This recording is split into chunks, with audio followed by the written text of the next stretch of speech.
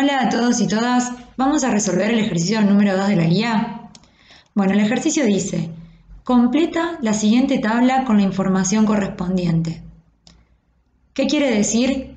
Que me van a dar un dato en alguna de las columnas de la tabla y yo voy a tener que completar el resto de las casillas. Entonces, a modo de ejemplo, comencemos con uno de los compuestos de los cuales tenemos como dato la fórmula química.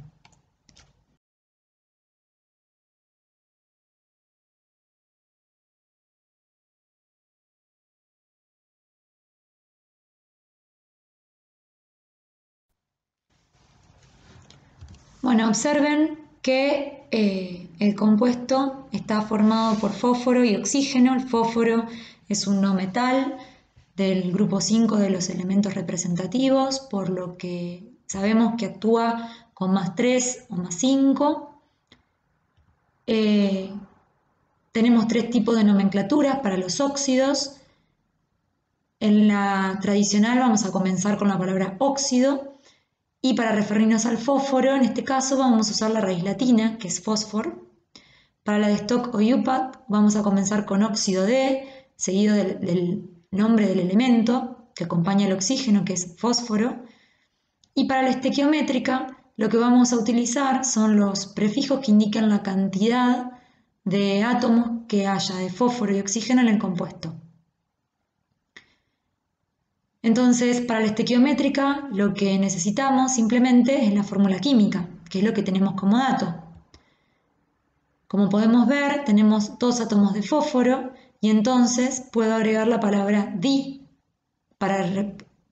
antes de fósforo y va a quedar difósforo.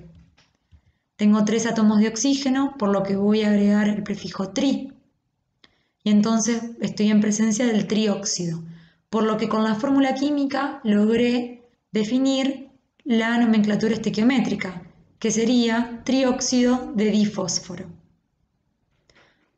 Tanto para la tradicional y para la de Stock, nos resta saber con cuál de los dos estados de oxidación, +3 o +5, está actuando el fósforo.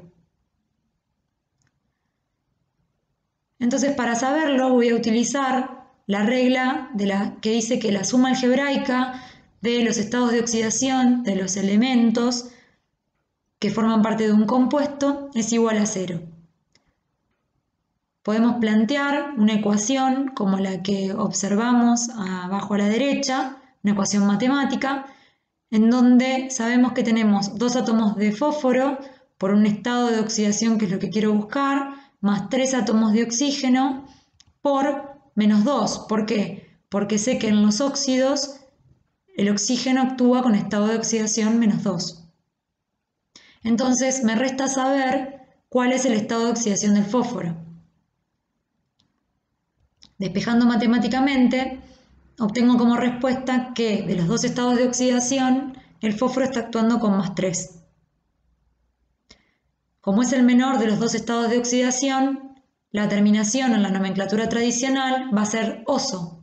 Por lo tanto, la nomenclatura tradicional queda óxido fosforoso.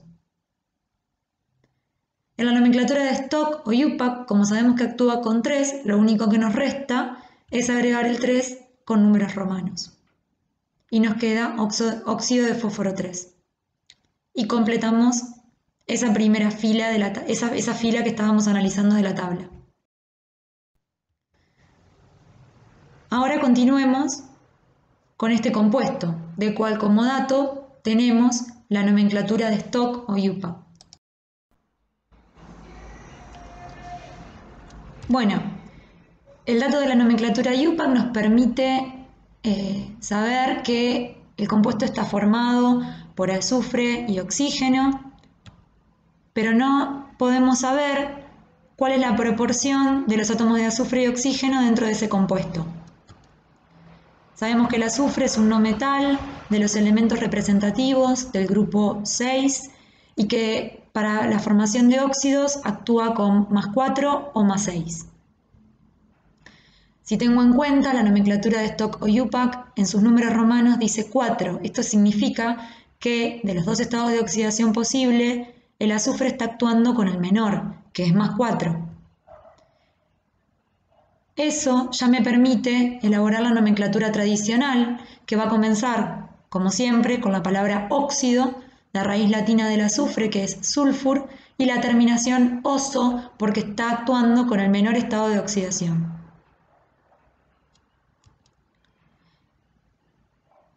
Para la nomenclatura estequiométrica necesitamos conocer la proporción de átomos de azufre y de oxígeno que hay en el compuesto. Para poder averiguarla voy a plantear una ecuación matemática que surge de tener en cuenta la regla de que la suma algebraica de los estados de oxidación de los elementos que forman parte de un compuesto es igual a 0. Como dato, yo tengo que el estado de oxidación del oxígeno en los óxidos es siempre menos 2.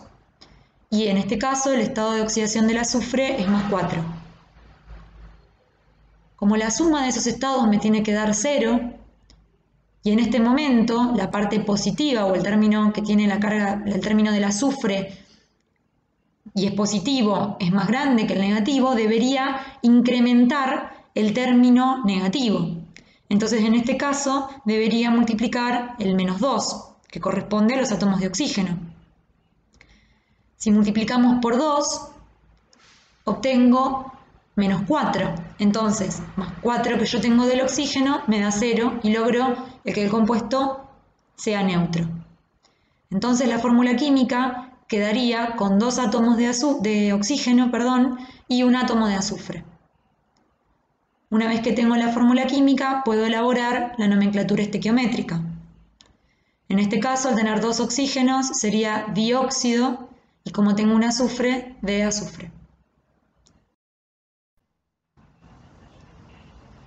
Entonces, puedo completar esa parte de la tabla. Ya tengo la fórmula y las nomenclaturas tradicional y estequiométrica. Bueno, y para terminar, vamos a hacer un último ejercicio en donde tenemos como datos la nomenclatura estequiométrica y a partir de la cual podemos fácilmente establecer la fórmula química, ya que dióxido significa que estoy en presencia de 2 átomos de oxígeno en la molécula del óxido y como dice de manganeso, me indica que tengo un átomo de manganeso por molécula de óxido. El manganeso es un metal de transición, ¿sí? Y en los óxidos nosotros sabemos que el oxígeno se encuentra actuando con menos 2. Pero no sabemos a priori cuál es el estado de oxidación del manganeso. Y es algo que necesitamos para la nomenclatura de Stock o IUPAC y para la tradicional. Si observo, sé que tengo 2 átomos de oxígeno, cada uno actúa con menos 2. Y sé que tengo un átomo de manganeso con un estado de oxidación que no conozco. Entonces me queda una ecuación matemática de una incógnita. Si despejo, observo que el estado de oxidación con el cual está actuando el manganeso es más 4. Entonces, puedo decir para la de Stock o IUPAC que estoy en presencia de óxido de manganeso y que el estado de oxidación es 4. Sin embargo, al ser un metal de transición, se nos complica definir los prefijos o sufijos a usar para la nomenclatura tradicional, porque ya no estoy en presencia de solo 4 estados de oxidación. Estoy en presencia de más. Entonces, ¿cómo hago?